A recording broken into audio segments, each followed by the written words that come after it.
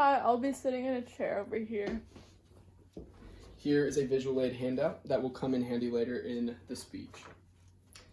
Howdy and thank you for being here today. Scientists have recently discovered a location in Antarctica known as Dome A that is considered to be the best stargazing location on Earth. This location is so unique due to a combination of factors such as low and stable wind speeds, very stable air pressure, a perfect elevation, and very little light pollution. You may be asking yourself, why should I care about some discovery about stargazing? Well, let me ask you this. Have you ever been out in the middle of nowhere with a loved one or a friend, and you guys just look up at the sky together and admire the beauty around you? Memories like that last for a lifetime, and memories like that come from stargazing. I've taken the time to get thoroughly acquainted with the current body of scientific literature regarding stargazing and news events in the astronomical community at the current time. Over the next few minutes, I'd like to educate you on the factors that go into finding a great stargazing location.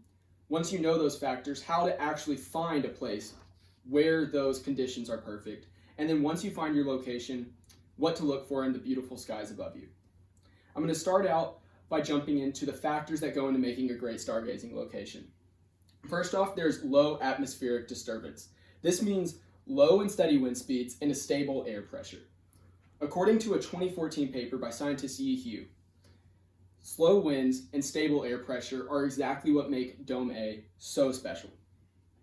And as you can see on the handout that I provided previously, on the top graphic provided by the Institute for Astronomy by the University of Hawaii, you can see that on one side of the mountain there is high wind and atmospheric disturbances. On the other side, there is low disturbance. And you can see in the pictures in the top left of that, the difference of how Jupiter looks on each side of the mountain.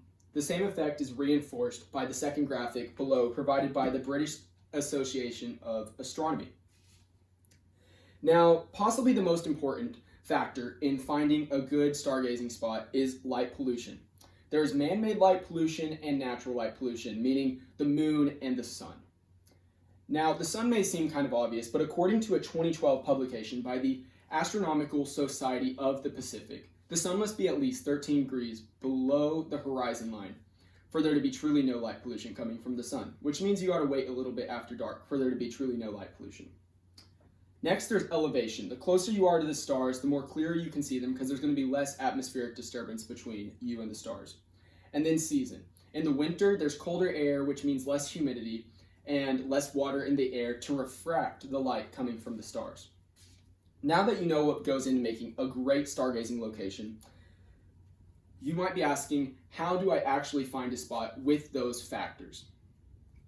First, for the weather factors such as wind, air pressure, humidity, you can check your local weather sources, and you can also simply go outside for some of these, such as wind and humidity. Next, for light pollution. This one is a little bit more tough, but I prefer to use a site called darksitefinder.com, which uses data from the Royal Astronomical Society to show you places near you that have the lowest light pollution. And for natural light pollution, a quick check outside to make sure that the moon is either not visible or in a new phase where there's no light coming off of it will do. Next, for elevation, you're going to want to go to a local hill, or if you're lucky enough to be in the mountains, go to a beautiful lookout in the mountains. Now, if you're in an unfamiliar area, you can simply Google topographicmap.com and they'll provide you a free elevation map of the area around you so you can find your local hills. Now that you know what factors go into a good location and how to find that location, now you need to know what to look for in the skies above you. Personally, for that, I use an app called Skyview Light. This app tells you everything about the constellations, the stars, the planets, and even the satellites above you. It gives you great detail and makes for a great time with whoever you're with. Personally, I'm in North Texas, and I know that you, my sister, the audience, is in North Texas as well. For us, we have the pleasure of seeing Mercury, Venus, and Mars above us every night from roughly 10 p.m. to 12 a.m. Additionally, we get to see Ursa Major, the Big Dipper, Ursa Minor, the Little Dipper, Virgo, and Leo, a couple constellations in the skies above us. All in all, there's a lot of factors that go into making a great stargazing spot. Weather, season, wind, all of that go into it. But what is most important is that when you're stargazing, you make great memories with the people you're with. So go out and use what you learned today to make some awesome memories with the people you love most. Thank you for coming.